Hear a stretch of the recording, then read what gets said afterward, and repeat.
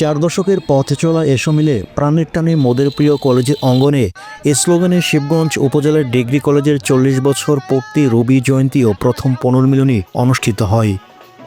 সোমবার 9 জুন সকালে Shibganj degree college প্রাঙ্গণে কবি জয়ন্তীর 40 বছর পূর্তি এ প্রথম শিবগঞ্জ ডিগ্রি কলেজের আয়োজনে রবি জয়ন্তী উপলক্ষে আলোচনা সভা এবং শিক্ষকদের সম্মাননা অনুষ্ঠিত হয়।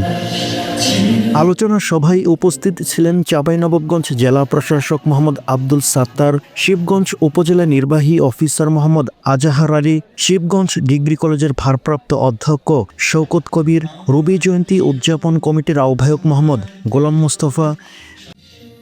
অনুষ্ঠানে সভাপতিত্ব করেন ডিগ্রি কলেজের গভর্নিং বডি সভাপতি জাফর আলী সহ সাবেক শিক্ষক ও শিক্ষার্থীরা উপস্থিত ছিলেন।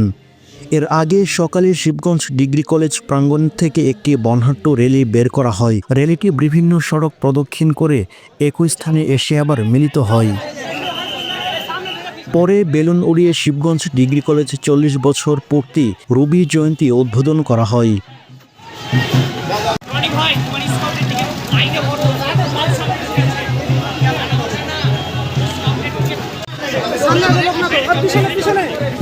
পিছনে